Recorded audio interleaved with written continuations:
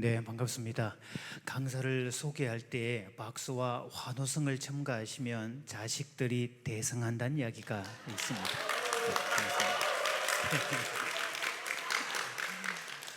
반갑습니다. 조금 전에는 못했지만 눈치 빠르게 대응하신 분도 동일한 효과를 발휘한다는 것도 그래요. 사실은 이렇게 강의를 하면 제일 은혜 받는 시간이 휴식 시간인데 말이죠. 휴식 시간을 제가 잡아먹는 것 같아서 조금 미안한 마음입니다. 또 편안하게 들었으면 좋겠다 싶고요. 일단 화면도 좀 보가면서 이렇게 열강을 하겠습니다. 앞에서 돈 이야기를 너무 열심히 하시는 바람에 제가 정말 돈인 줄 알았어요. 아주 돈 이야기를 너무 많이 하면 돈 사람 되거든요. 아무튼 이렇게 소개를 좀 하겠습니다. 저는 사실은 교계 쪽보다 일반 사회 강사 인지도가 훨씬 높습니다. 기업이나 관공서에 주로 강의를 많이 하고 있는데 교계는 상대적으로 조금 낮은 것 같아요. 제가 세상에 알려져 있게 된 동기는 10년 전에 쓴 책 덕분인데요. 남편 사용 설명서였습니다. 이럴 때 여러분 라고 하시면 그러면 여러분의 독서 교양이 엄청나게 높다고 생각을 하는데요. 이때 가만히 계시면 눈치가 없거나 예의가 없거나 인지 기능이 떨어지거나 오해받아요. 자, 제가 세상에 알려지게 된 동기는 10년 전에 쓴 남편 사용 설명서 덕분입니다. 역시 여기 계신 부모님도 수준 높네요 지금. 자, 남편은 조립 완제품이 아닙니다. 박스 개봉부터 내가 직접 조립을 완료해야 되는데 조립을 끝냈더라도 바로 사용 안 됩니다. 10년 미만에서는 쓸만한 게 거의 없습니다. 15년은 지나야 조금씩 작동되기 시작을 하고 20년은 지나야 그럭저럭 쓸만하고 25년은 지나야 꽤 쓸만합니다. 급하다고 버튼 누르시면 이때 고장나는데 수리 교환 환불 안 됩니다. 마음에 안 든다고 갖다 버리면 딴 데 가서 환경 오염을 일으킵니다. 그래서 버리는 것보다는 두시는 게 훨씬 좋은데요. 일단 잘 모셔두시면 인테리어 효과가 탁월하고 도적 방지 기능도 있고 그리고 경제적 부가 기능을 창출하기 때문에 버리는 것보다는 두시는 게 훨씬 낫습니다. 그리고 고장난 줄 알고 방치해 두었다가 어느 날 무심코 눌렀더니 그때부터 작동되는 사례도 많고요. 내가 사용할 땐 기능이 안 되지만 자식들이 사용할 때 탁월한 기능을 발휘하기도 합니다. 1년 뒤에 아내 사용 설명서를 같이 썼습니다. 여자는 조립 완제품으로 출시됩니다. 자, 이런 멘트 할 때 여러분, 남자들은 에이씨 짜증을 내시고 여성분들은 아싸 이렇게 내줍니다. 자, 준비하시고요. 여자는 조립 완제품으로 출시됩니다. 자, 일단 성경적으로 보자고요. 성경에 보면 아담과 하와가 첫 최초의 부부였잖아요. 그럼 여기서 남자인 아담은 먼저 만들어지고 여자인 하와가 뒤에 만들어지죠. 이러면 여기서 누가 구모델이고 누가 신모델일까요? 성경대로 보자고 일단은, 그죠? 자, 준비 갑니다. 한 사람은 A씨, 한 사람은 아싸 이렇게 하시면 됩니다. 여자는 조립 완제품으로 출시됩니다. 그래서 여자를 다룰 때는 반드시 음성 언어와 리모컨으로 작동하게 되어 있는데 직접 버튼 누르면 망가집니다. 단 남자들에게 희망적인 사실은 여자가 망가졌을 때, 아내가 망가졌을 때 본인이 고칠 이유가 없습니다. 왜? 여자는 출시될 때 자가 수리 기능이 탑재되어 있기 때문에 유사 제품끼리 모아만 두시면 자동으로 수리가 됩니다. 그리고 여자는 호환성이 뛰어납니다. 그래서 여성은요, 암호하거나 무슨 이야기든지 뜬금없이 꺼낼 수 있는 모든 준비가 항상 되어 있고, 심지어는 이거 캠프에 와가지고 오늘 처음 만난 분인데 그분하고도 남편 이야기, 시댁 이야기, 자식 이야기 다 꺼낼 수 있고, 그분을 우리 집에 모시고 와서 밥 대접하고 잠을 재울 수 있는 게 여자분들입니다. 그렇죠? 호환성이 아주 뛰어나죠. 그래서 여기서 만나가지고 만날 때마다 언니 이렇게 불렀는데 나중에 민증을 까보았더니 나보다 2살이나 아래네. 이런 게 문제가 되지 않는 경우. 그 다음 남성분들 짜증 준비도 하십시오. 마음에 안 든다고 갖다 버려도 자식들이 회수합니다. 나이 든 남자는 회수하지 않아요. 사실 제가 이제 이 책 덕분에 각종 기업에서 관공서에서 이렇게 강사 요청이 많아졌고요. 그 다음에 10년 전에 쓴 다 큰 자녀 싸가지 코칭이라는 도발적인 책 제목이 나왔죠. 한국은요 지금 구닥다리 심리학의 피해를 당하는 나라입니다. 저는 심리상담학 박사인데 다 공부 다 했고요. 한국에 들어와 있는 아이들 위한 심리학은 1970년대 심리학의 거의 90% 이상입니다. 그래서 아이들은 발달 단계에 맞도록 교육을 시켜야 되는데 이걸 안 하고 있고요. 전부 다 유아 중심으로만 아이들을 이렇게 모시는 바람에 집집마다 애들이 상전돼 버렸습니다. 그래서 저는 이제 상담계에서는 싸가지 상담사로 알려지고 있고, 저한테 상담 때문에 2년 3년 동안 해결 안 되던 그런 집의 아이들 저한테로 데리고 오면 3개월 안에 끝내줍니다. 왜? 심리학에 가면 아이들이 어릴 때 결핍이고 애착의 결핍, 친밀감의 부족 그런 게 부족하니 지금 다시 그거를 채워주라고 이렇게 처방을 줘요. 그럼 애들이 기고만장해집니다. 지금 부모는 충분히 다 큰 자녀를 두었기 때문에 지금은 그런 갈 때가 아니라고 말씀드리고 있고요. 자, 사진 빨리 찍으세요. 네, 오케이. 예, 계속 기회를 엿보고 있는데 제가 상처를 주면 안 되잖아요, 여러분. 그렇죠? 영혼을 실족시키면 안 되잖아요. 빨리 잡아줘야지, 이렇게 빨리. 네. 자, 그래서 원리는 간단합니다. 부모가 원래 자리로 올라가는 거, 이걸 발달 단계라고 그러는데 따라해 볼까요? 갓난아기 때는 황제처럼 모시고, 어릴 때는 원숭이처럼 놀아주고, 다 큰 자녀는 일꾼처럼 부려먹어라. 이게 심리 발달 단계에 따른 부모 역할입니다. 지금 여러분의 자녀는 어디에 해당되죠? 갓난아기, 어린아이, 다 큰 자녀. 그럼 다 큰 자녀의 기준은 어디부터냐? 학교를 들어가기 시작할 때부터, 학령기부터 다 큰 자녀로 보셔야 됩니다. 그래서 황제처럼 모실 시기의 발달 과업은 애착이라고 그러고요. 원숭이처럼 놀아주는 시기의 발달 과업은 친밀감이라고 그러고, 그리고 일꾼처럼 부려먹으라고 할 때 이때 발달 과업은 유능함입니다. 능력이에요. 그래서 부모의 역할은 나보다 위대한 자식을 세상으로 파송하는 것, 이게 부모의 역할이에요. 우리 다른 분들 보시면서 이렇게 블레싱 하겠습니다. 자, 그대의 자녀는 그대보다 뛰어나기를 원합니다. 이렇게 인사해 줍니다. 서로 시작. 이게 여러분 부모가 들을 수 있는 최상의 복된 말 아닙니까? 그렇죠? 자, 그런 의미에서 신종 인사법 하나를 또 일러드립니다. 부부끼리는 아닐 수도 있으니까 조심하셔야 되고요. 일단 옆 사람 얼굴을 보시면서 그대의 얼굴을 바라보니 밥맛이 절로 납니다. 이렇게 인사해 줍니다. 서로 시작. 이렇게 이제 혼자 계신 분은 원격으로 할 수 있어요. 원격으로 이렇게. 이럴 때 여러분 혹시 부부끼리 앉아 계신 분들은 밥맛이 떨어지는 현상도 생길 수 있습니다. 그렇더라도 소리는 그렇게 내주시면 돼요. 답을 줍니다. 그 말씀 들으니 살맛이 납니다. 답을 줍니다. 자, 서로 시작. 제가 이 인사를 시켜보면 그날 청중들의 수준을 바로 측정할 수가 있는데 여러분은 전국 초 A급 청중들입니다. 아이고 고맙습니다. 네, 아이고 감사합니다. 되게 이런 인사 시키면 남성들은 짜증을 내는 경우가 많고요. 남자라서 못하겠다, 쑥스러워서 못하겠다, 나 경상도 사나이라서 못하겠다, 이런 사람이 있는가 하면 어떤 분은 문장이 너무 길어서 인지력의 부족으로 못하시는 분이 들어있죠. 이분을 위해서 제가 4글자 축약형을 알려드립니다.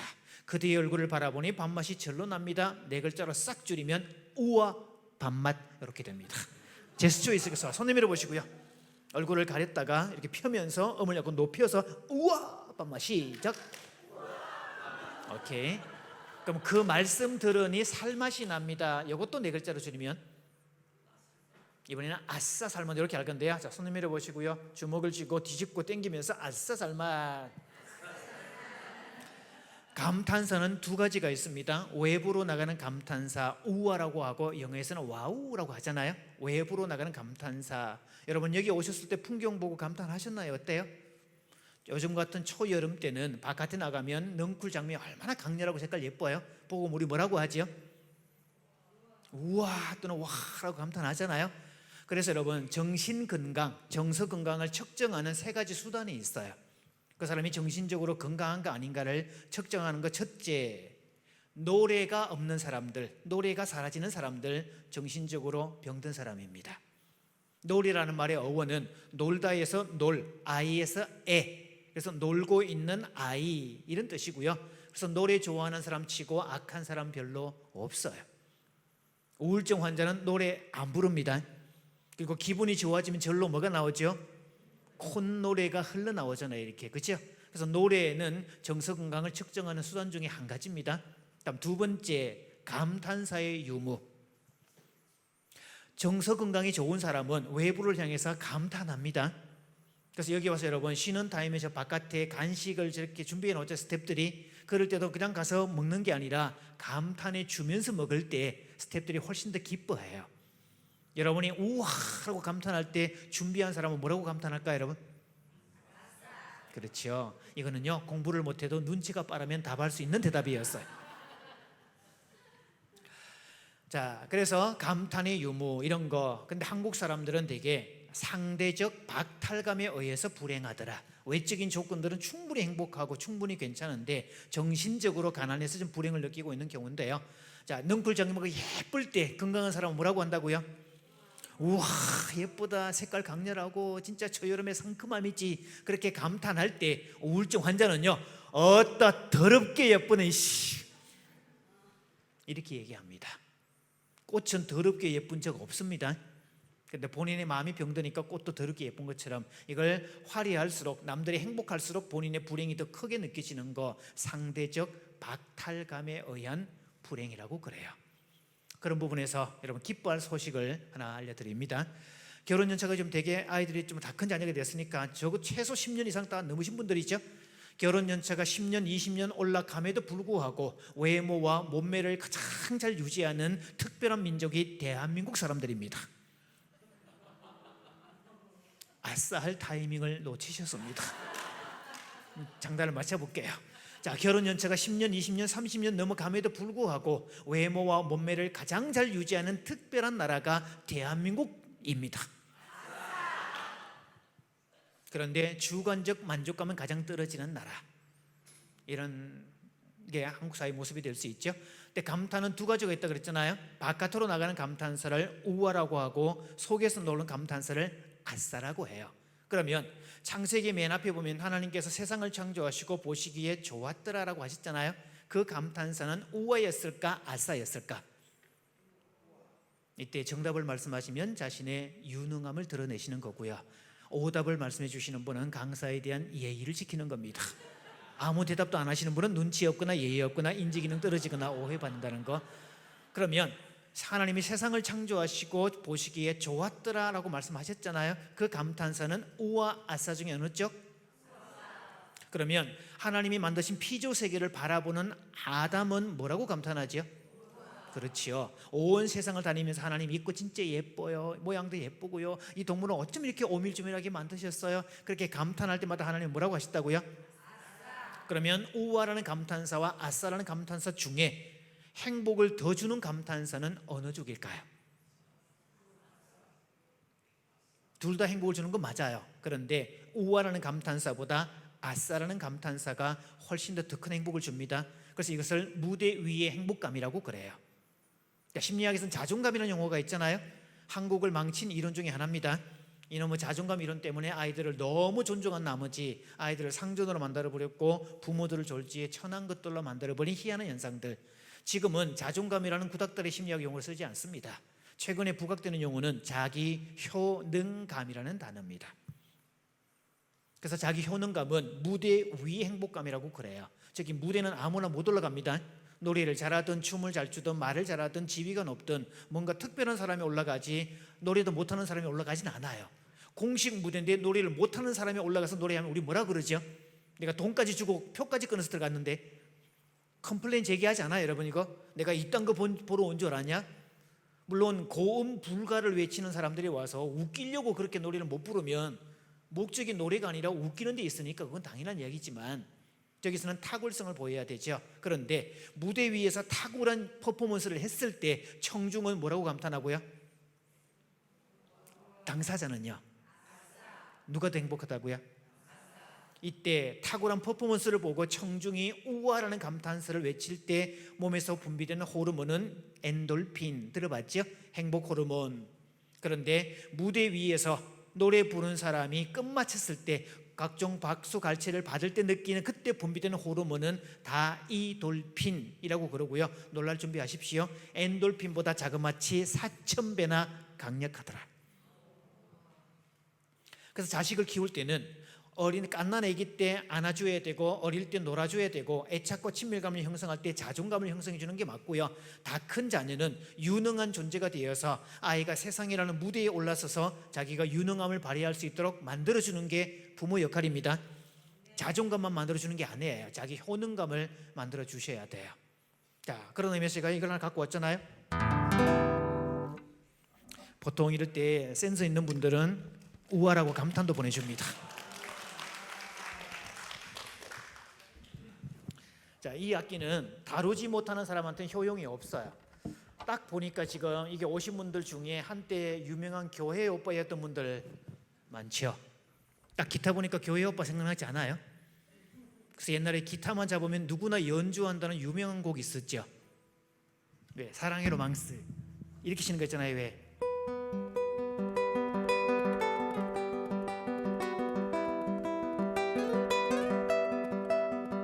기억나죠? 이 로망스는 사이비 로망스입니다.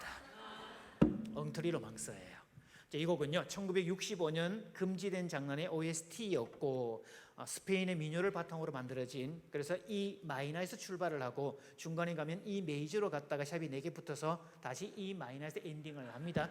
이럴 때 여러분 고개를 끄덕끄덕 하셔야 음악적 교양이 엄청 높다고 얘기하지, 역시 가만히 계시면 눈치 없다고 오해받아요. 잠깐 맞춰볼게요. 이것은요 E 마이너에서 출발하는 단조 곡이고요, 중간에 가면 샵이 4개 붙어서 E 메이저로 갔다가 다시 E 마이너에서 엔딩을 합니다.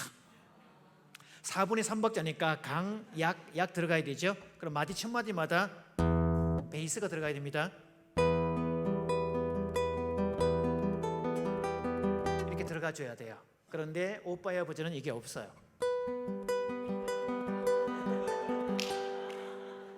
게다가 우리가 기억하는 것은 멜로디, 이게 반주인데요. 멜로디 크기가 반주 크기보다 2배 이상 크게 연주를 해줘야 돼요. 그래서 아포얀도 주법이라고 이렇게 힘있게 연주하고 왼손은 비브라토를 좀 떨어주는 거. 자, 오리지널 버전.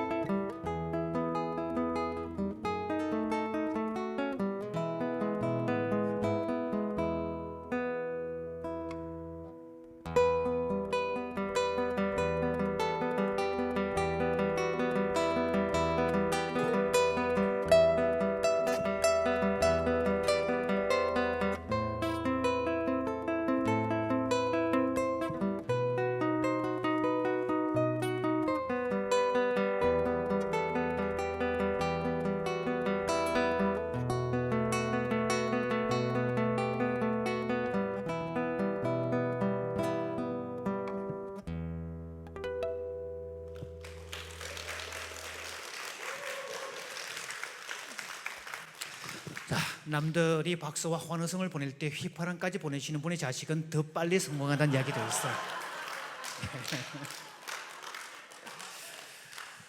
자, 그래서 자녀는 단계에 따라서 느낌이 다르다는 것도 이제 쭉 보겠습니다. 저런 식으로 잠깐 보시면 되겠고요. 2013년에 아침마당 출연했던 글을 지금도 울고먹고 있습니다. 자, 조금 전에 말씀드렸다시피 지금은 자존감 이론이 아니라 자기 효능감 시대가 됐어요. 그래서 기타는 다루지 못하는 사람에게는 효용 없는 물건입니다. 근데 잘 다루는 사람은 어때요? 어딜 가도 활용할 수 있잖아요. 이렇게 저는 그래서 강의를 갈 때마다 기타를 가지고 갑니다. 특히 교원들, 교사들 연수 가면요, 아주 강사 평가도 항상 제가 최상위를 찍는 이유는 얘 덕분입니다. 교장 교감 연수 하루 전일 강의할 때, 자 쉬시다가 기타 소리 들리면 들어오십시오 내 보내잖아요. 연주를 들려줍니다. 어릴 때 동요를 들려줘요. 그럼 첫 곡 연주할 때는 차례로 들어오다가 두 번째 곡 연주할 때는 전부 다 떼창이 벌어집니다. 여기서 담당자가 그렇게 편하대요. 자 강의 시작합니다. 들어오십시오. 뭐 참석하십시오. 갈 필요가 없이 그냥 연주 시작되면 들어오니까. 그리고 하루 종일 강의 듣는데 음악을 들으니까 어때요 여러분? 훨씬 더 좋잖아요. 자, 그런 느낌. 그래서 얘 덕분에 플러스 알파가 됐다는 거. 제가 기타를 43년째 지금 치고 있는데요, 어머니께서 하시는 말씀이 늘 학교 다닐 때 이놈의 자식아 기타가 밥 먹여주냐 그러셨는데 3년 전 천국 가시기 전까지 제가 용돈을 들 때마다 어머니 기타로 번 돈입니다 라고 드렸어요. 그래서 예전에는 학교 공부할 시간에 기타 같은 거 하면 안 돼 이런 시대였지만 지금은 다릅니다. 기타 잘하는 애가 공부도 잘하고 한 가지 잘하는 애가 나머지도 잘하게 돼 있더라, 이런 시대예요. 지금은 멀티 태스킹의 능력을 갖춰야 되고 만능이 돼야 됩니다. 그런 시대가 됐죠. 그래서 자기 효능감의 시대에 칭찬은 고래도 춤추게 한다, 행동주의 심리학의 뼈대입니다. 칭찬은 고래도 춤추게 하는 거 맞습니다. 그런데 여러분의 자녀의 지능 수준이 고래하고 똑같다면 계속 칭찬만 하십시오. 고래는 보상물에 의한 어떤 퍼포먼스를 했을 때 조련사가 물려주잖아요. 이렇게 정어리 같은 걸. 그래서 반복된 학습에 의한 거지 말귀를 알아듣게 하는 게 아닙니다. 최근에 와서 인센티브, 보상이 도리어 의욕을 꺾게 되더라. 왜? 사람이 뭔가 가치를 담았고 의미를 담았고 목적을 담아서 자기가 그 일을 하는데 누군가 상을 줬더니 도리어 의욕이 꺾여버리더라. 사람은 그래요 여러분. 그래서 사람은 실존적 존재라서 의미를 추구하게 돼 있지 보상을 받는다고 일하는 거 아닙니다. 현대사회는 과잉 칭찬의 문제. 아이들이 그랬더니 심리적 마스코트가 돼가지고 자기는 이런 줄 알고 부모들은 천한 것들로 알고 있고. 제가 여기 와서 느끼는 참 고마운 점은요, 이 아이들이 바깥에 돌아다니고 있는데 어느 아이든지 외부 사람인데도 인사를 꼬박꼬박 하는 거 제가 오면서부터 감동받았어요. 어떤 교회를 가면요, 강사, 외부이니까 강사잖아요. 딱 스타일이 보면 강사같이 생겼잖아요 이렇게. 그러니까 누가 봐도 인사를 하는데 아저씨 누구예요? 이런 애들 그렇게 많고요. 저는 그래서 지금도 싸가지 코칭 상담을 코칭을 도와주고 있습니다. 아이들을 다루는 게 아니라 아이를 다루는 부모를 도와주는 것. 원리는 간단하죠. 종처럼 내려있지 말고 부모 자리로 원래 자리에 올라가서 아이를 다루라고 행동주의 심리학의 근거에서 if, or, not의 관점으로 잘하는 것은 계속 인정해주고 못하는 것은 벌이라는 방식을 통해서 계속 다듬어 가라고. 그래서 할 말은 하라고 이야기를 해주는데, 그래서 짧게 걸리면 한 달, 길으면 한 3개월 안에 정상 궤도로 올라옵니다. 그래서 한국이요 너무 많이 아이들에게 치우쳐져 있다는 거 제가 장담합니다. 서점에 가셔서 육아 코너, 아이들 자녀 교육 코너에 가셔서 책을 요약해 보시면 전부 다 99%가 영유아 중심입니다. 인정하실 거예요. 다 큰 전에 대한 거 없습니다. 지금 스웨덴에서는 아이들은 어떻게 권력을 잡았나 이런 게 뜨고 있고, 지금 전 세계 지금도 오늘 오다가 식당에 밥 먹으면서 뉴스 봤더니 미국의 총기 난사 사건 계속 급증하고 있잖아요 지금. 그래서 뭐 연령 판매를 높인다 이러고 있는데 교육 자체가 잘못됐습니다.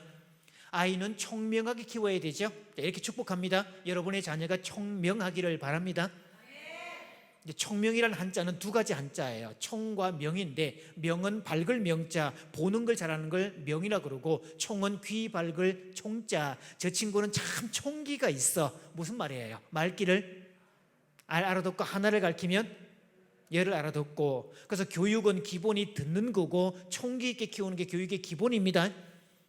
근데 미국은 총기 있는 교육들, 총이 있는 교육을 한 게 아니고 보는 교육을 시켰더니 얘네가 총기가 없어가지고 총기를 들고 설치는 애들이 됐잖아요 지금. 저는 강사가 비록 썰렁한 표현을 해도 강사를 위해서 웃어주는 그분의 인격을 정말 저는 존중합니다. 미국은요 애들 총기 있는 교육을 안 시켰더니 애들이 총기를 들고 설친다는 거 아닙니까? 그래서 더 이상 이제는 자존감 이론도 아니라는 것도 기억하셔야 되고요. 자, 이런 것들 하버드 가든의 다중지능 이론입니다. 그나마 심리 이론 중에 최근 이론 해당되는 건데요. 한국인은 뭐라고 소개됐느냐? 어릴 때부터 저 8가지 지능을 빨리 발견해서 조기 교육을 하고 집중 교육을 시켜서 그 길로 먹고 살게 만들어주자, 이렇게 소개가 됐습니다. 이것은 다중지능 이론을 모르는 사람 이야기입니다.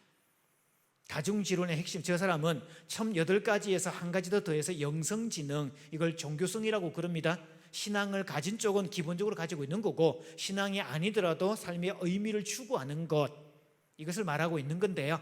어떤 지능이든 꽃을 피우기 위해서는 반드시 2가지 지능이 바탕이 될 때라야 나머지 지능이 꽃을 피운다. 이게 핵심이에요. 그 중에 하나가 자기 성찰 지능 또는 자기 탐사 지능, 다른 말로 하면 정체성이고요. 2번째 인간 친화 지능, 또는 저기 나오죠, 사람을 좋아하는 대인관계 지능이란 말도 써요.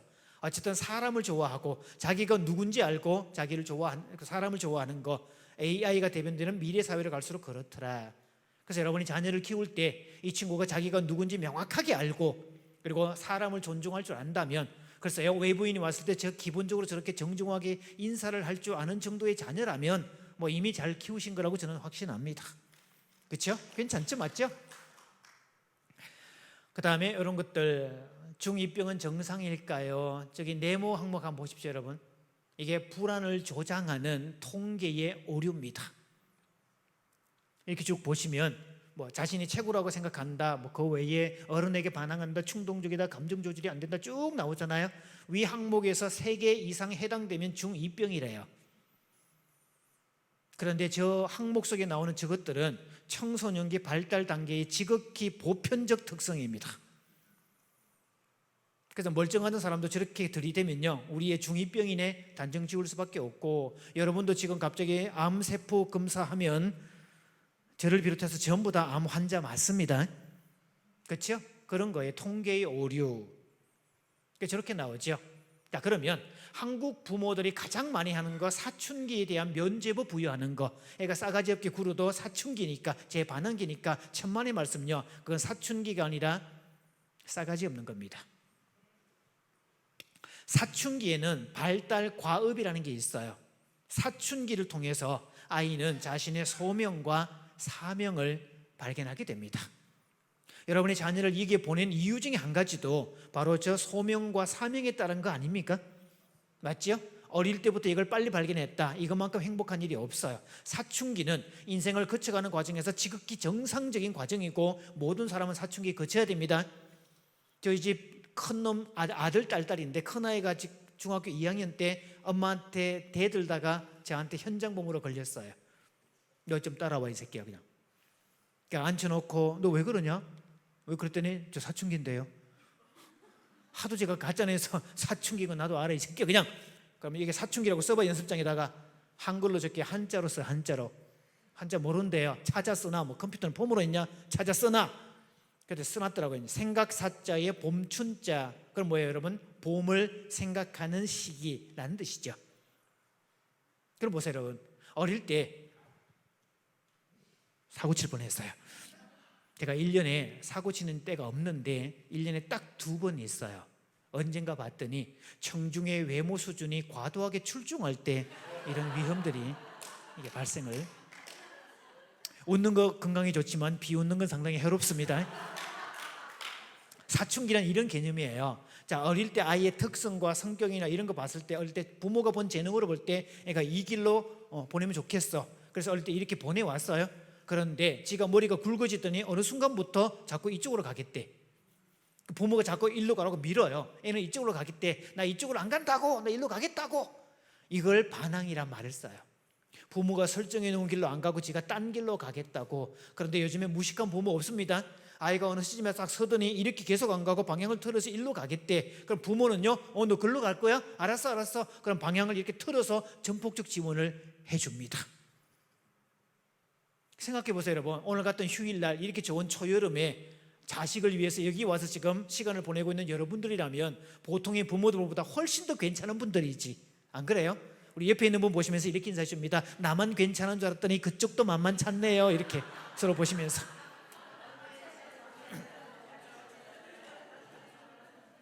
그런데 요즘 애들은요, 이렇게 와가지고 부모가 일러주는 대로 이렇게 가면 그렇게 가도 먹고 살 텐데, 여기 딱 서가지고 아무것도 안 하고 권리 100% 의무 제로, 이것만 하겠다고 난리치고 있습니다.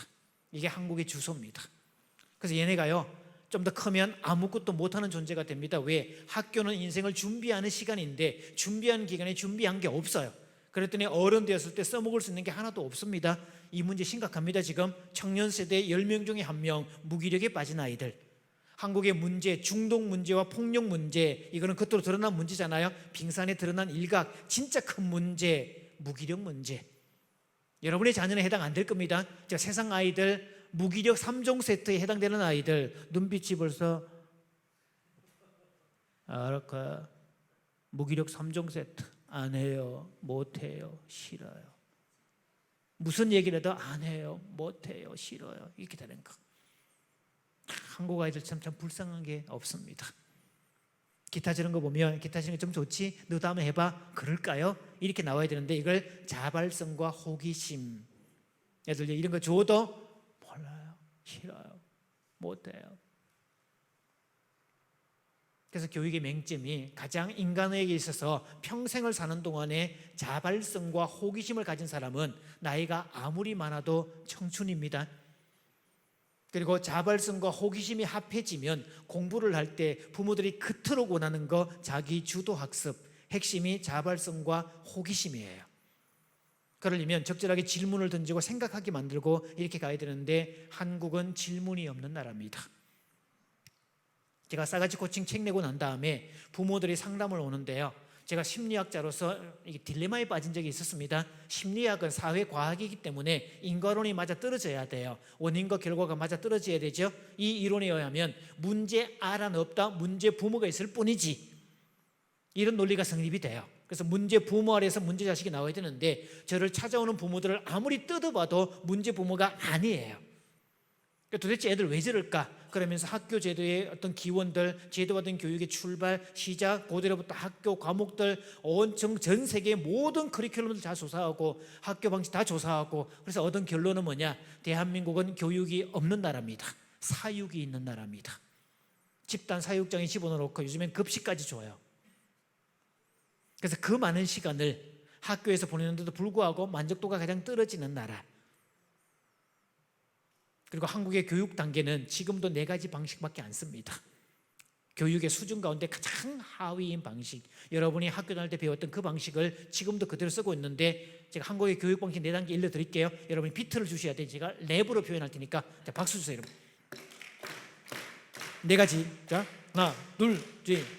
듣고 외고 시험치고 까먹고, 듣고 외고 시험치고 까먹고, 듣고 외우고 시험치고 까먹고, 듣고 외우고 시험치고 까먹고.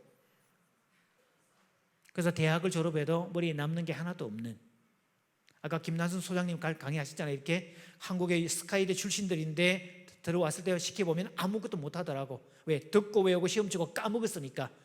통합적 사고 능력이 제로인 아이들. 그래서 여러분, 이렇게 기숙하면서 자연 속에 있으면서 질문식 교육과 디베이트 교육을 통해서 통합적 사고가 훨씬 더 뛰어나면 그 아이들이 공부만 잘하는 애들을 부려먹는 애들이 될 줄 믿습니다. 이래는 그렇게 가야 돼요. 그런 면에서 사춘기는 면접을 줄 때 아닙니다. 자, 왼쪽에 저거 육아전서라고요. 저게 1960년대 행동주의 심리학을 바탕으로 만든 벤자민 스포크 박사의 육아전서입니다. 그래서 자녀 교육에서는 자녀 교육의 바이블로 불리는 책입니다.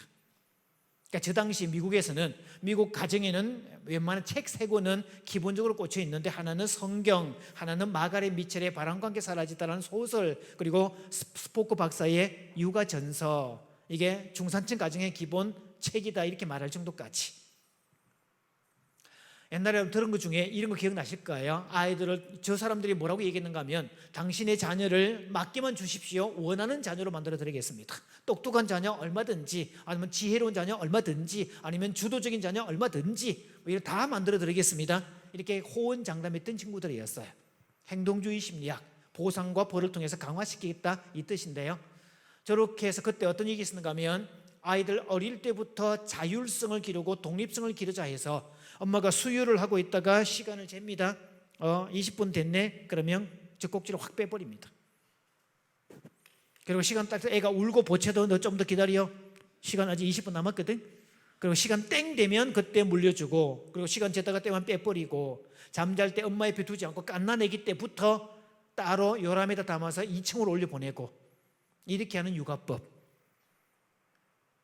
이게요 아주 심각한 문제를 낳고 있습니다. 이게 문제는 그렇게 그런 육아법에 의해서 자란 사람들이 30세가 넘고 결혼을 하고 그랬더니 중산층도 되고 나름의 돈도 벌고 아무 문제가 없는데, 문제는 그때만 해도 남자들이 주로 직업전성이 있고 아내들이 집에 전업주부로 있는 그런 형태의 가정이었는데, 아내들이 상담실에 와서 하소연을 하는데요, 부족한 게 하나도 없는 사람들이 있는데 선생님은 왜 사세요?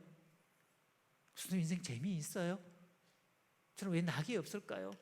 하고 싶은 게 없어요. 저는 재미있는 것도 하나도 없고요. 그러니까 외적으로 부족한 게 하나도 없는데 이런 사람들이 와서 낙도 없다고 그러고 재미도 없다고 그러고 이런 현상들이 생깁니다. 그래서 이 상담사들도 조사를 해보니까 엮이는 가정이어야 되는데 남편들도 교양이 있고 다 매너 있고 부족한 거 하나도 없고, 그런데 왜 그럴까 당사자는?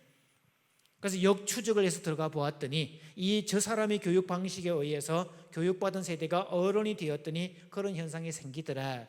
그래서 그때 저 사람과 여러분이 행동주의 심리학자 나오면 파블로프라는 사람 기억나시죠? 개 종 치면 침 나오게 하는 그 실험, 이게 원조 중에 원조고요. 파블로프 그 뒤에 왓슨이라는 사람이 나옵니다, 미국에서는. 그래서 왓슨즈 베이비라는 용어가 그때 나오기 시작을 한 거예요.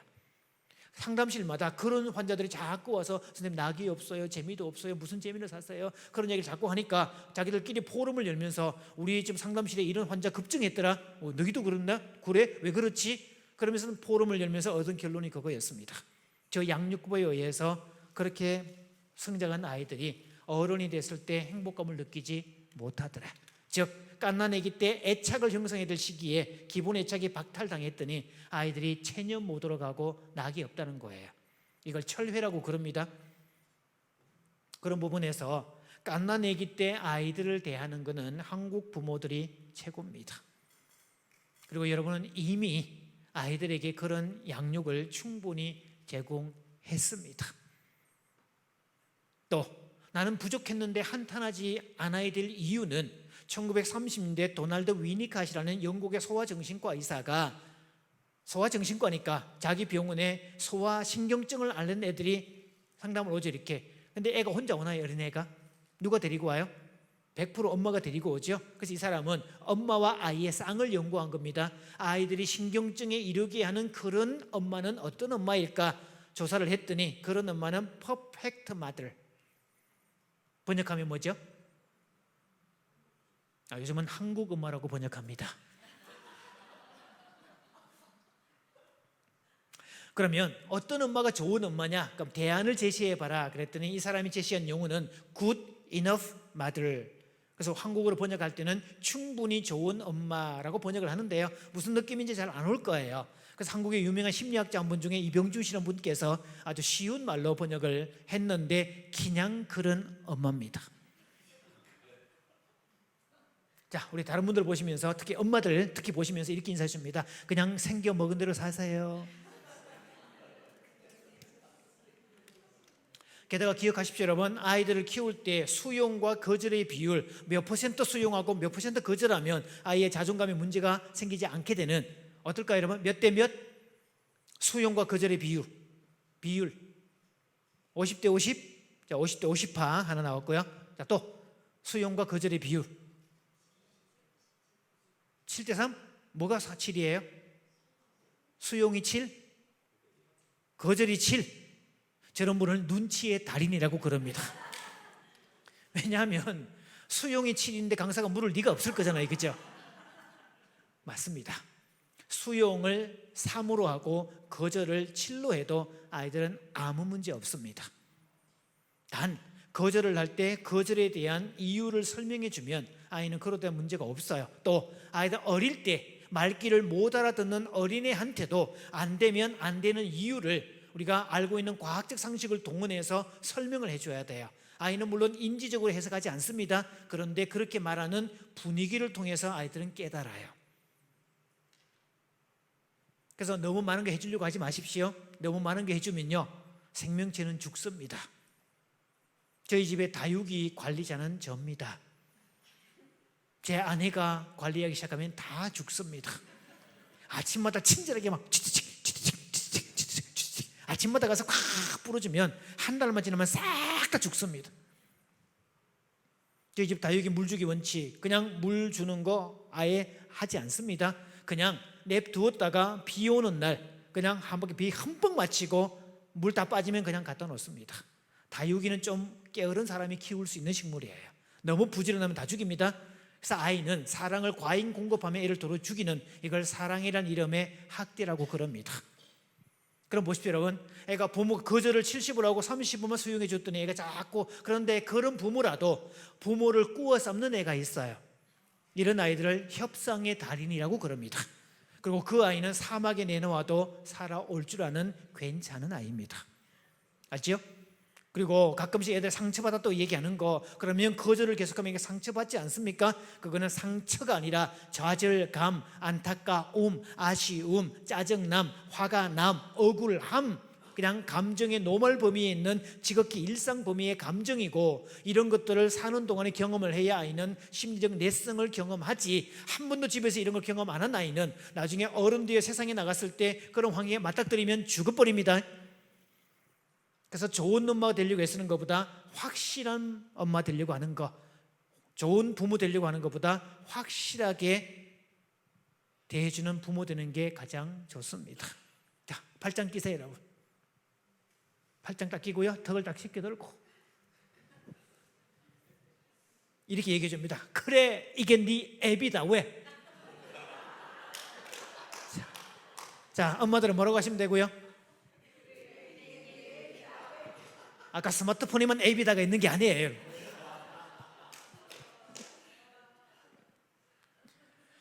그래서 생각을 해보세요 여러분. 갓난 아기 때는 황제처럼 모셨으니까 아이의 모든 니즈를 부모가 100% 맞춰줬습니다. 주양육자라고 그래요. 어릴 때 눈높이를 낮추어서 놀아줬잖아요. 다 큰 아이는 누구에게 맞춰야 돼요? 아이가 부모한테 맞추는 거예요. 그리고 아이가 부모한테 맞춰도 문제가 되지도 않는 거고, 아이 쪽에서 자기의 능력을 통해서 플러스 알파를 시킬 때 행복한 겁니다. 제가 예전에 교회 사회 갈 때 제가 맡았던 교구의 한 분은 초등학교 5학년짜리인데 얘는요, 요리하는 게 꿈입니다. 남자입니다. 초등학교 1학년 때부터 엄마 나 요리사 될래요? 모든 사람이 물으면 나 요리사, 나는 셰프, 이걸 입에 달고 다니는 애. 집에 오면 엄마가 주방에 있으면 엄마 이런 거는 미래의 셰프가 하는 거야 그러면서 지가 칼 잡고 막 칼질해주고 능숙하게 잘합니다. 놀랄 준비하셔야 됩니다. 이 아이가요, 초등학교 5학년 때 엄마의 생일날 엄마의 친구들을 집으로 초청해서 저녁 밥상을 차려준 겁니다. 친구들이 뭐라고 감탄했을까요 여러분? 밥상을 보고 엄마의 친구들이, 아니 그렇게 어려운 질문 아닌데, 그러니까 밥상 앞에 앉은 엄마의 친구들이 그 밥상을 보고 뭐라고 감탄했겠냐고요. 우와 감탄해주고 그럴 때 엄마는 뭐라고 하고요? 그런데 엄마보다 얘는 누구는 이걸 만든 아이는 더 크게 알싸하죠.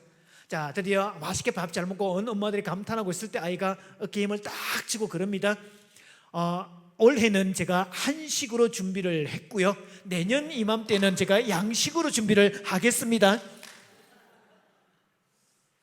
그 엄마의 고백입니다. 우리 애는 사춘기를 경험한 적이 없습니다. 한 번도 반항한 적도 없고요. 그게 정상이지, 한국이 말하는 싸가지 없고 대들고 하는 거 그거 반항 아닙니다 여러분. 대든다는 말은 힘이 있다는 뜻이고, 대드는 것은 논리와 근거를 통해서 반박하고 그러면 돼요. 디베이트가 필요해. 그거는 그럼 아이가 성장에 올라갑니다. 그것도 못하는 애가 문제지. 진짜 이거 무기력 문제 심각합니다. 저도 지금 성인 자녀 때문에 무기력 문제 코칭을 오면 사실 저도 고개를 흔듭니다. 환장을 얘기가 되죠. 그러니까 지금은 상황이 달라졌습니다. 한국에 들은 심리학은 다 구닥다리 심리학이다. 90년대 이전에 다 결핍의 심리학 이런 것들이지만 지금은 다릅니다. 심리학도 지금은 긍정 심리학이 꽤 많이 이제 만연되고 있고요. 80년대 태동이 되었고 90년대 본격적 활동을 하다가 2000년대부터 본격적으로 공급을 시작했던, 그래서 미국의 펜실베이니아 대학 마틴 셀리그만을 중심으로 긍정 심리학이 계속 보급되고 있는데, 프로이트 심리학은 네거티브 심리학, 긍정 심리학은 포지티브 심리학, 부정적 인간을 연구하자 이거 하지 말고 언제까지 그런 인간 연구하겠냐, 행복한 사람 조사해서 벤치마킹하자, 이런 뉘앙스. 그런데 행복한 사람에게 있는 한 가지 특징은 뭐냐? 자기 효능감, 바로 능력입니다. 그래서 행복하려면 유능해야 돼요. 그래서 자식들이 어떤 직업을 갖든 유능해야 됩니다. 언어도 유능해야 되고, 관계도 유능해야 되고, 요리도 잘해야 되고, 악기도 잘 다뤄야 되고, 뭘 하든지 행복해야 돼요, 여러분.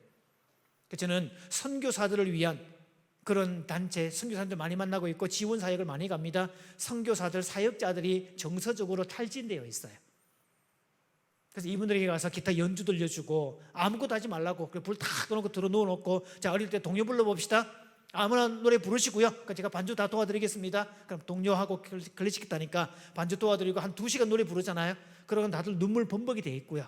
더 놀라운 것은 실컷 노래 부르고 같이 실컷 웃고 그런 시간 가졌는데, 정서적으로 충만해지는 시간을 가졌는데 어느 사이에 영성도 채워져 있더라. 자기들이 선교사로서 거기서 헌신하고 있을 때 제일 미운 사람이요, 거기에 막 강사로 와가지고 칼 받아라, 불 받아라, 여기서 뼈를 묻어라, 이런 얘기하면 열이 확 받는데, 이렇게 그런 거 결심하고 왔는데 말이죠. 그래서 혹시 여러분의 자녀를 혹시 선교사로 보내시려면 반드시 정서적 풍요로움을 있는 자녀, 그래서 필요한 게 행복 3교과가 필요합니다. 자, 국어, 영어, 수학은 생존의 3교과. 국어, 영어, 수학을 잘하면 돈 벌고 먹고 사는 데 도움 됩니다.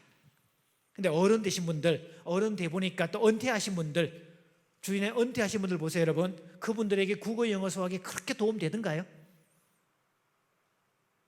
그분들에게 필요한 과목은 3가지입니다. 음악, 미술, 체육. 이걸 행복의 3교과라고 그럽니다. 그래서 아이들은 학교 다니는 시간에, 인생을 준비하는 시간에도 교과도 공부하지만 음악, 미술, 체육에 관계된 것들을 준비를 할 때 이 아이가 어떤 직업을 갖더라도 행복의 3교과 덕분에 행복을 유지할 수 있다는 사실. 밀림의 성자 슈바이츠는 하루 종일 봉사하고, 그 사람이 얼마나 마인드가 예수님 같았길래 그런 밀림의 봉사를 할 수 있었을까? 그것도 사람인데 말이죠. 스트레스 안 받았을까요?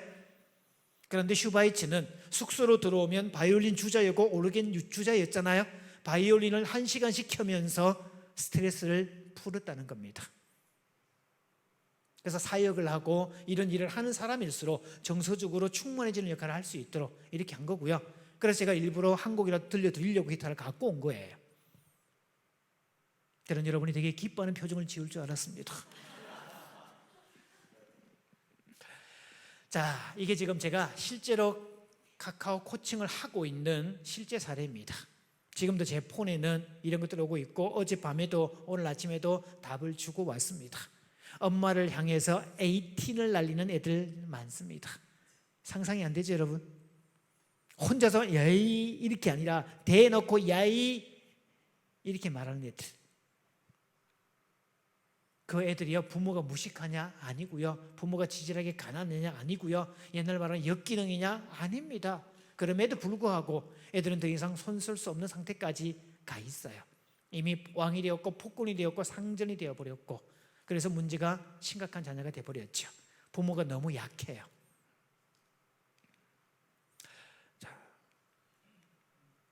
그래서 문제 없는 부모에게 문제 자녀가 생기는 이 현상에 대해서 아까 얘기했죠.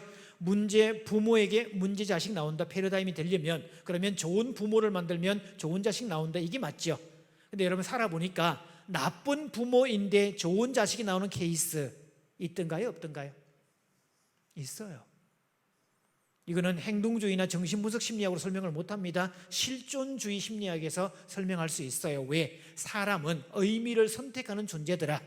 이쪽에 모델링 이론에서는 아버지가 맨날 술 먹고 엄마 패고 돈도 안 벌고 역기능 중에 역기능이었고, 나는 그런 가정에 자랐으니까 어느새 어른 되고 보니까 나도 똑같이 닮아 있더라. 이걸 투사적 동일시, 닮기 싫었지만 어느새 닮아 있더라, 이런 이야기를, 이걸 악순환의 고리, 우리 교회에서는 쓴뿌리 이런 표현 많이 쓰죠. 근데 어떤 사람은 나는 어릴 때 아버지가 목사님도 아니면서 주님을 날이면 날마다 묵상하는 거, 하얀 주님, 보리 주님, 작은 주님을 매속 들이게 되고, 그리고 자기가 목사도 아니면서 집에 들어오면 자녀들 세워놓고 밤새도록 무한재생 반복 설교를 하는 거, 그렇게 너무너무 싫었고, 나는 어른이 되면 내가 꾸리는 가정에서는 무슨 일이 있어도 술 냄새 안 풍길 거다. 그래서 그렇게 사는 사람이 있을까요, 없을까요? 있어요. 생각보다 많아요, 여러분. 이거 실존주의 심리야. 교육이 필요한 목적은 뭐냐? 비록 부모가 그랬다 할지라도 나는 다르기를 선택하는 것, 이게 교육의 목적이고, 신앙을 가지는 목적이 뭐냐? 비록 그렇다 할지라도 나는 그렇게 살지 않겠다, 이걸 얘기하는 거. 여호수아의 고백 아닙니까? 평생을 지도를 하고 봤더니 이놈의 백성이 걸핏하면 목이 걷고 도망가고 뺀질을 그리고 우상 섬기고, 참 대단하더라, 니네들 독하더라, 이놈의 인간들아. 아마 내가 죽고 나면 니네들 틀림없이 또 우상 섬기할 거고 다 그런 게 할 건데, 그렇다 할지라도 나와 내 가족은 여호와를 섬기겠노라 선포하잖아요. 바로 그게 교육이고 신앙의 힘입니다. 자녀들은 그게 만들어져야 돼요. 자, 저 내용들은 실제로 제가 카카오톡 캡처로 실제로 캡처했던 내용들을 그대로 옮긴 겁니다. 제가 2년 전에 왕이 된 자녀 싸가지 고칭이라고 책을 냈더니 그 책 보고 지금은 전국에서 상담을 옵니다. 지금 전라도 부안에서, 경남 거제에서, 부산에서, 울산에서 전국 줌으로도 미팅을 하고 있고 지금 계속 실시간 카톡으로 도와주고 있습니다. 부모가 어떻게 아이를 다루는지, 그래서 아이들을 존중해주고 경청해주고 액티브 리스닝하고 반영적 경청해주고 공감해주라는 이런 얘기만 들었지 분명한 부모가 되라는 얘기를 들은 적이 없기 때문에 그거는 갓난 아기 때 필요한 거고, 다 큰 자녀는 확실한 부모 되라고 팁을 제가 알려줍니다. 심지어는 기업 다운표까지 이렇게 말을 해주라고. 어떤 엄마는 교사인데 카카오톡에서 그 대화를 다운받아가지고 출력해가지고요, 아파트 지하주차장에서 롤플레이 연습하기, 그거 하는데도 가슴이 떨려서 우왕청심만 먹었대요. 한국 부모 너무 약한 부모 많습니다. 물론 여기 있는 분들은 그런 부모가 아니라고 저는 믿습니다만 심각해요 지금. 그래서 아이들은 다 화가 나 있고 학교에 가면 욕부터 배웁니다. 희한하잖아요 뭔가 이거. 그런데 제도화된 교육에서는 국어, 영어, 수학 위주로 교과가 형성되어 있잖아요. 근데 여러분 단적으로 이렇게 물어볼게요. 학교를 보냈더니 국어, 영어, 수학의 과목이 아니고 하루 종일 음악, 미술, 체육 중심으로 교과가 구성되어 있대요. 어떨 것 같아요 여러분? 아침에 학교 가는 아이 표정, 일반 학교 죽기 싫어서 그냥 그렇게 가는 거, 음악, 미술, 체육이래 하루 종일. 어때요 여러분? 아싸를 외치고 가지. 원래 학교가 그랬습니다. 스쿨 또는 스칼라, 여유, 여가의 수업 말이었고, 옛날에는 귀족, 왕족들만 교육을 받았어요. 최근에 인문학이라고 말하는 이 분야가 원래 학교의 기본 교과인데 근대화된 학교로 오면서 국영수 위주로 바뀐 거지.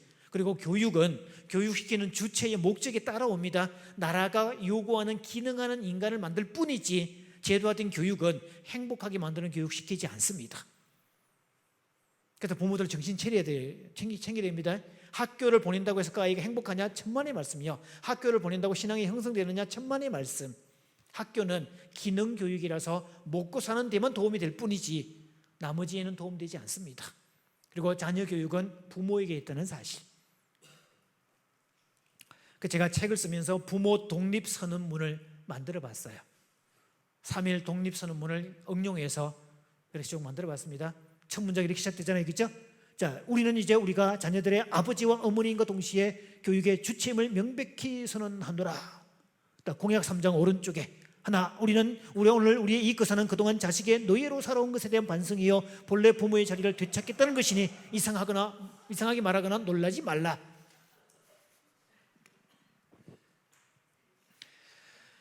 지금 스웨덴에서 아이들은 어떻게 권력을 잡았나라는 책이 지금 또 유행을 하고 있고요. 권력의 주체가 누가 됐다고요? 아이가 됐습니다. 황제처럼 모실 때는 권력의 주체가 아이 되는 거 맞아요. 부모가 스스로 내려가서 황제처럼 모셨으니까 아이가 원하기만 하면 뭐든지 100% 채워주는 그런 역할을 했고 아이는 황제가 되는 거 맞고, 실제로 심리학에서도 아이가 갓난 아기 때 내가 배가 고파서 울면 찌찌 먹여주고 찝찝해서 울어주면 막 갈아주고 불편한 걸 그때그때 개선해주면 아이가 느끼는 그때 느낌을 전능감, 세상은 살아볼 만해. 그래서 굿셀프를 형성한다는 이론 맞아요. 그런데 다 큰 자녀는 아닙니다. 자식이 부모를 섬기면서 그것도 본인의 능력을 통해서 행복해하는 거. 그래서 아까 그 얘기 했잖아요, 여러분. 엄마의 생일 밥상을 차리는 그 아이, 엄마의 친구들로부터 찬사를 들을 때 기분도 좋지만 본인의 스스로가 그걸 할 수 있다는 주체가 된다는 거. 그리고 내년 이맘때 양식으로 준비하겠습니다, 큰 소리를 뻥치는 거. 비록 지금은 내가 양식을 잘 못 만들지만 1년 동안 열심히 배우고 익히면 내년 이맘때는 양식으로 된 밥상을 차려낼 수 있겠다는 자신에 대한 신뢰, 자신의 능력에 대한 기대, 자기 효능감입니다. 그 아이는요, 그렇게 말하고도 기분 좋고요, 행복합니다. 보세요, 여러분. 엄마 생일 밥상 챙길 때 수고는 누가 했죠? 아이가 했죠. 귀찮게 누가 귀찮죠? 아이 귀찮죠. 설거지 누가 해요? 아이가 다 하죠. 근데 누가 더 기뻐요? 바로 그거. 그래서 하나님이 에덴 동산을 창조하시면서 맨 마지막에 사람을 창조하시고 보시기에 뭐 했다고요? 그냥 좋은 게 아니라 심히 좋았더라. 자, 손 내밀어 보시고요. 심히 할 때 한 바퀴 뺑 돌려서 좋았더라 할 때 옆 사람하고 손을 탁 마주치는데 이때 영문을 모르면 뺨 맞는 수가 있으니까 조심하셔야 됩니다. 자, 여섯째 날 창조, 여섯째 날 보시기에 심히, 좀 힘있게 부대주세요. 심히, 다시 심히 좋았더라. 경상도 버전 들어갑니다. 부산 버전, 경상도 버전 계속 갑니다. 억수로 좋았더라. 대끼리 좋았더라. 전라도 버전 들어가면 4개나 됩니다. 온방지게 좋았더라. 허블나게 좋았더라. 징하게 좋았더라. 겁나게 좋았더라. 충청도 버전 엄청 좋았더라. 서울 경기 표준 심히 좋았더라. 강원도 버전 춘천에 가서 이거 했더니 강원도는 수식하는 말이 없네요. 부서가 없네요. 그랬더니 우리도 그런 거 할 줄 알아요 그러시더라고. 그 강원도에서 어떻게 하시죠? 좋았더래요.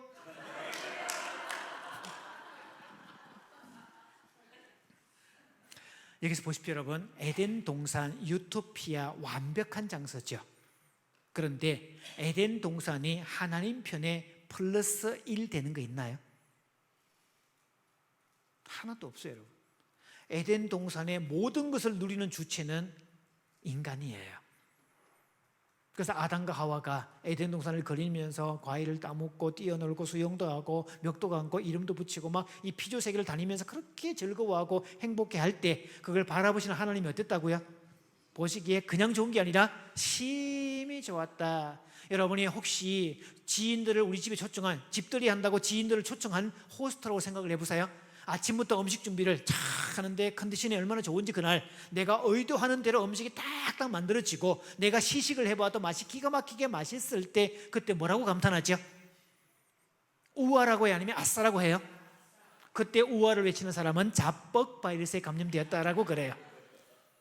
자, 맛있게 만들어지면 아싸, 역시 나는 이런 거 잘 만들어, 기분 좋네, 원하는 대로 되네, 이 느낌이죠. 그런데 그 음식을 즐기는 주체는 누구예요? 본인이에요? 아니면 손님이에요? 호스트가 아니라 게스트죠, 그죠?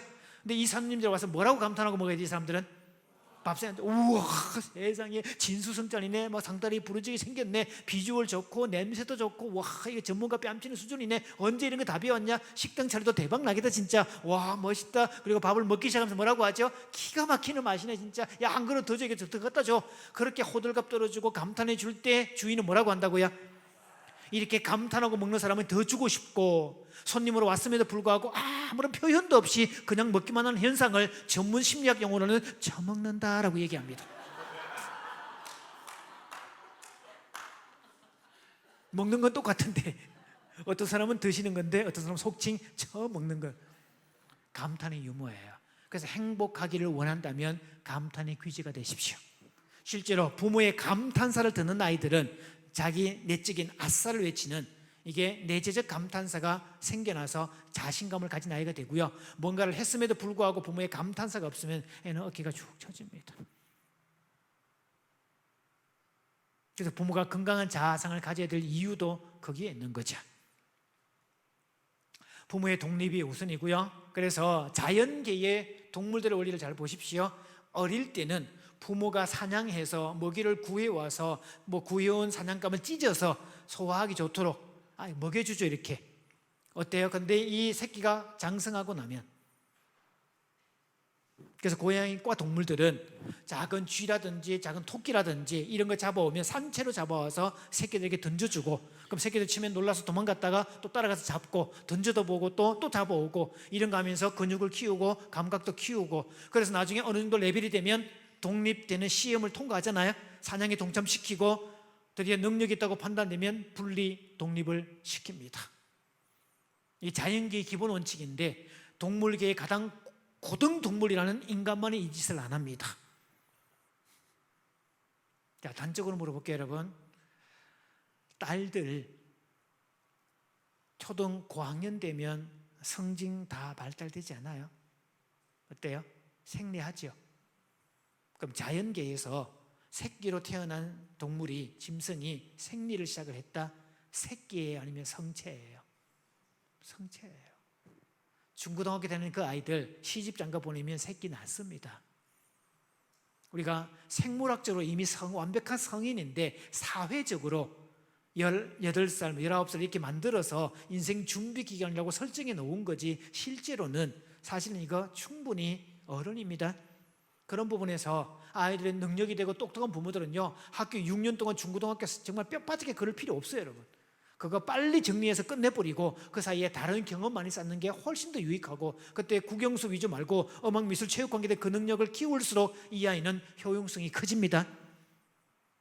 그런 부분에서 다양한 경험이 필요해요. 옛날 시대는 우물 파는 시대, 여러분 시대, 저희 시대는 한 우물 파야 되고 지속적으로 파야 되고 먼저 파야 되고 빨리 파야 되고, 그래서 먼저 수맥을 발견해야 파이프 꽂아놓고 평생 그거 퍼서 먹고 살지. 미래는 연못 파는 시대입니다. 혼자 못 팝니다. 그리고 연못의 물은 나오는 지하수 몇 방울로 채울 수 없습니다. 빗물도 있어야 되고 흘러나오는 물, 개천의 물도 있어야 되고 논물도 흘러와야 되고 축사에서 나오는 물도 흘러나와야 되고, 온갖 더럽고 그런 물도 들어오지만 일단 찬 물은 70-80% 차여있는 물은 그 속에서 자정 능력이 생기고 생명체가 살고 그러면서 기능을 할 수가 있고, 저수지로도 쓸 수 있고 보트도 띄울 수 있고 연도 키울 수 있고, 이걸 통합적 사고. 그래서 지금 아이들은 다양한 경험, 좋든 나쁘든 하여튼 뭔지는 모르겠지만 뭐라도 많은 경험을 시키는 게 아이들에게 최상의 선물입니다. 좋은 것만 시키려고 하지 마십시오. 나쁜 것도, 부족해 보이는 것도, 이상하게 보이는 것도 다 필요한 것들이에요. 그 생명체는 저렇게 간다는 것도 기억해야 되죠. 자, 저렇게 되는 거 맨 밑에 도표에 보면 저 단계를 아까 얘기했던 황제처럼 모시는 시기, 이때 엄마 역할 100%입니다. 저 이론을 심리학에서는 대상관계 이론이라고 그래요. 대상관계 이론, 거울 이론이라는 말도 씁니다. 주 양육자인 엄마가 자기를 어떻게 대해주는가를, 엄마를 거울로 인식해서 좋은 대상일 때 아이는 좋은 셀프를 형성한다. 요 심리학이 대상관계 이론. 그 다음 노랗게 해놓은 거, 저 단계 마술적 사고의 시기. 마술적 사고는 세일러문의 매직봉처럼 뾰로롱 하면 원하는 게 다 이루어져. 그래서 아이들 입장에서는 내가 원하기만 하면, 내가 꿈꾸기만 하면 다 이루어지는 세상, 동화 같은 세상. 그래서 이걸로 대변되는 게 놀이동산. 그래서 예전에 여러분 영화 나오면 갈등을 겪던 가족이 해피엔딩으로 바뀌면 전부 다 나오는 장면이, 이 장면이 나오곤 하곤, 그래서 항상 예외 없이 슬로우 모션으로 이렇게 놀이동산으로 대변되는 거. 한국의 심리학은 저기까지 뿐입니다. 그 이후에 대한 게 없어요. 추상적 사고, 사랑, 우정, 봉사, 믿음, 베품, 섬김, 이런 거 전부 다 추상적 사고. 그래서 저때부터는 부모 역할도 달라집니다. 맨 밑에 엄마 역할 절대적 대상관계 이론, 그리고 타임 투게더 할 때 엄마 아빠는 친밀감을 만들어주고 놀아주는 부모. 그 다음 단계 권력이 엄마에서 누구한테로 간다고요? 아버지한테로 갑니다. 그래서 엄마 아빠는 친밀감을 만드는 부모, 어머니 아버지는 권위의 수직 체계에 있는 대상. 그래서 엄마 아빠와 어머니 아버지는 다릅니다. 아이들 호칭부터 다르게 하셔야 됩니다, 여러분. 초등학교 딱 들어가면 앞으로 어머니라고 불러라, 아버지라고 불러라, 바꾸셔야 돼요. 엄마 아빠는 친밀감이고 어머니 아버지는 수직체계 위고. 그래서 밑에 독립된 어른이 되면 엄마 역할은, 부모 역할은 하나도 없습니다. 그리고 게다가 저렇게 하시될 이유는 뭔가 하면 요즘은 중년기, 갱년기란 말도 구닥다리 심리학이 들어갑니다. 혹시 여러분 이게 마치고 딴 데 가서 지인들과 이 얘기 나누다가 요즘 갱년기 왔는가 봐 그러면요 팔짱을 딱 끼고 이렇게 얘기하세요. 아유 무식하기는. 이렇게. 자, 뭐라고 하신다고요? 이거 한 사람이 열심히 했는데 한 사람이 안 하잖아요. 그럼 열심히 한 사람이 부끄럽게 돼 있어요, 여러분. 자, 팔짱 끼시고요. 똑같이 남들한테 뭐라고 얘기하신다고요? 아유 무식하기는. 갱년기, 중년기란 말은 1970년대 미국의 레빈슨이라는 심리학자가 만든 용어입니다. 50년 전의 이야기예요. 지금은 중년기란 말 쓰지 않습니다. 솔드 에이지라는 말 써요. 서드 에이지. 퍼스트 에이지, 인생 준비 기간. 세컨드 에이지, 직업과 결혼. 언제까지 끝이냐? 새끼들 독립시키는 데까지 끝. 예전에는 그때부터 노인으로 분류가 됐는데 지금은 이 시점부터 기본 30년, 평균 4, 50년, 길게는 5, 60년까지 길게 이어진 요 시기, 이걸 서드 에이지라 그럽니다. 퍼스트 에이지, 부모 때문에 뭘 못했다 핑계할 수 있고요. 세컨드 에이지, 처자식 때문에 못했다, 남편 때문에 뭘 못했다 핑계할 수 있지만 서드 에이지, 그 무엇도 핑계할 수 없는 시대, 그러면서 오롯이 본인을 위해서 투자할 수 있는 시기, 그리고 요 시기 때 음악미술 체육 중심으로 행복을 누리는 시기, 바로 그 시대를 맞이하기 때문입니다. 자, 옆 사람 손잡으시고요. 따라해 봅니다. 어째서 지구에 태어나가지고 그렇게 흔해 빠진 악기 하나 못 다루다가 죽으실랍니까?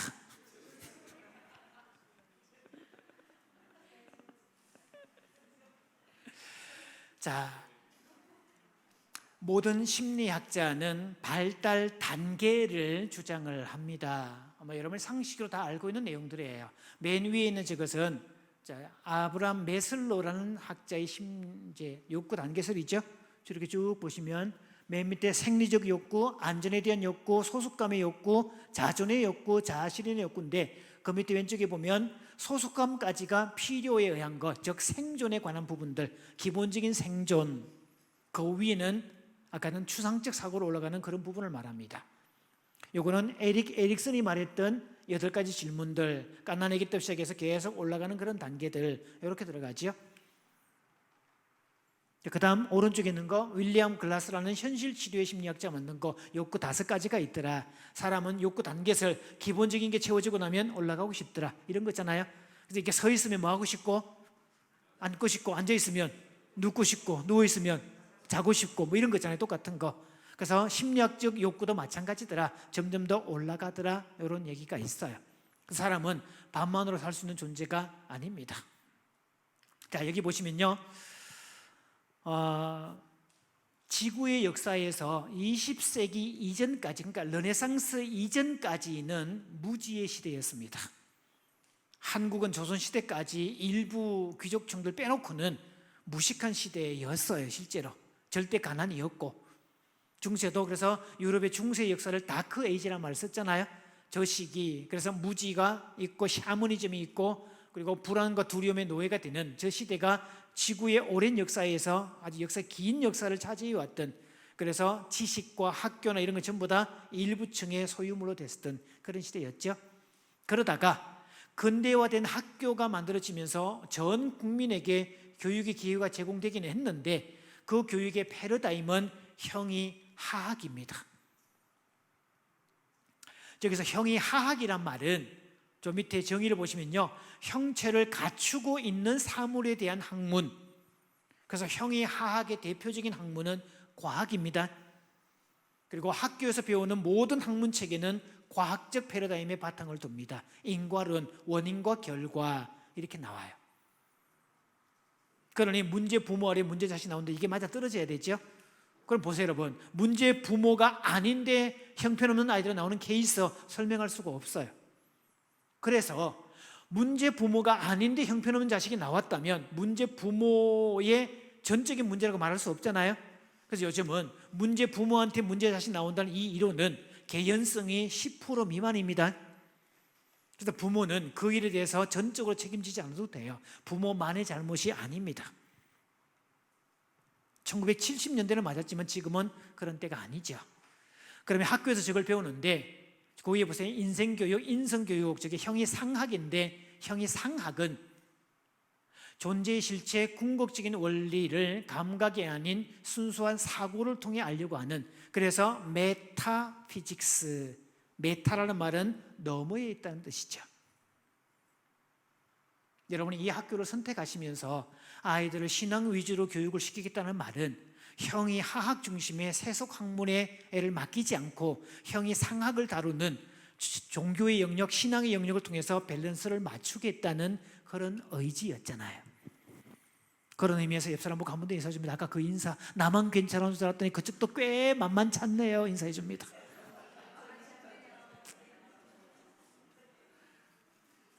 맞는 얘기죠? 그래서 앞으로 아버지 교육이 필요하다라는 거예요. 여기서 여러분, 왼쪽 바퀴는 세속이 말하는, 세상이 말하는 교육의 내용들입니다. 저 오른쪽 부분은 가르치는 데가 없습니다. 최근에 몇몇 대안학교, 홈스쿨링, 뭔가 뜻이 있는 사람들, 이런 사람들이 이 작업을 하지. 저는 지금 이걸 위해서 아버지들이 자식들과 같이 집에서 교육할 수 있도록 교재를 만들고 있습니다. 조금 더 이제 임상 실험만 좀 해보고 출간하려고 그러는데요. 아버지들 인생에 관해서 어떻게 가르쳐야 될지 뭐 근거가 없잖아요. 그걸 알 수 있도록. 저 보시면, 자, 소유가 있으면 뭐가 또 필요하죠? 소유냐, 존재냐, 두 가지 물음이 있잖아요, 여러분. 거기서 뭐가 더 우선돼야 되죠? 존재입니다. 직업은 직과 업이 합해져서 직업입니다. 그래서 교사, 직, 교사의 업. 교사는 뭐 하는 사람이냐? 가르치는 사람, 사람을 변화시키는 사람, 사람의 행동을 수정시키는 사람, 바른 사람 만들기, 교사의 업이에요. 그래서 만약에 교사직에 잘렸다 할지라도 이 사람은 야학에 가서 가르치는 일을 하면서 자신의 업을 실행합니다. 선교사가 된다, 직과 업 중에 어느 쪽이 우선이죠? 업이 우선이에요. 그래서 내가 생명을 모르는 사람에게 구출의 의미로 복음을 전달해서 구출해내야지, 이게 만들어지고 나면 따르는 모습이 직입니다. 그래서 교육은 냉정하게 따지면 왼쪽이 우선이 아니라 오른쪽이 우선돼야 되고, 적어도 왼쪽 크기가 있다면 오른쪽 크기가 똑같이 맞아야 바퀴가 똑같아야 굴러가지. 그래서 부모님 세대, 저희 같은 옛날 세대는 부모님들의 사랑이 오른쪽 바퀴는 나름이 컸는데요, 왼쪽 바퀴가 너무 작아가지고 이렇게 맴도는 거고, 이렇게. 요즘 애들은 왼쪽 바퀴는 이만한데 오른쪽 바퀴가 요만해가지고 이렇게 돌고 있고, 그래서 가정마다 앞으로 나가지 못하고 그러고 있는 상황들이라는 것. 이게 여기까지였습니다.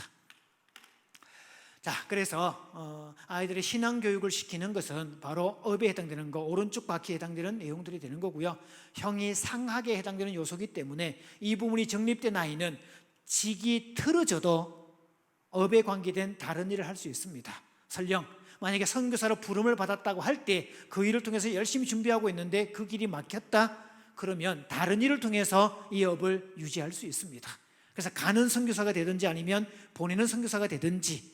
제가 어떤 한 분은 기타리스트 중에 한 분인데 기타를 계속 연습을 하는데 기타를 연습을 너무 과하게 한 나머지 손가락 관절에 무리가 와가지고 더 이상 기타를 칠 수 없는 사람이 됐어요. 그래서 기타 꿈을 포기할 거냐? 그럴 수 없어요. 나는 기타를 사랑하고 기타 소리를 사람에게 들려주고 싶고, 그래서 이 사람은 기타를 연주하는 사람에서 좋은 기타를 만드는 장인으로 변신합니다. 업이 우선되면 직은 따라온다는 거죠. 그래서 여러분이 학교를 선택하신 그런 것들은 업을 우선 선택을 했고, 형의 상학적 요소를 선택했고, 신앙의 가치를 우선 선택했기 때문에, 그래서 하나님께서 말씀하신 신명기 내용하고 똑같아요. 신명기 8장 3절에 보면 앞에 1절과 2절이 이게 주절입니다. 주어가 아니고 주절. 하나님께서 너희를 낮추시며 줄이게 하시며 광야길을 걷게 하신 것은 주절이에요. 사람이 밥으로만 살 것이 아니요 여호와 입에서 나오는 말씀을 사는 줄을 너희로 하여금 깨닫게 하기 위함이다. 목적절이 나오죠. 그러니까 사람은 업이 우선될 때, 형의 상학적 가치가 우선될 때, 신앙의 가치가 우선 세워질 때 나머지 것들은 부가적으로 따라오고 있는 거지. 그래서 여러분도 그 선택을 잘한 거지만 저 아이들도 궁극적으로 진짜 행복을 누리면서 나머지 지게의 부분을 따라오기 때문에 저 아이들이 진짜 대한민국에 선택받은 행복한 아이들이 아닐까 싶습니다. 맞는 이야기죠, 그죠?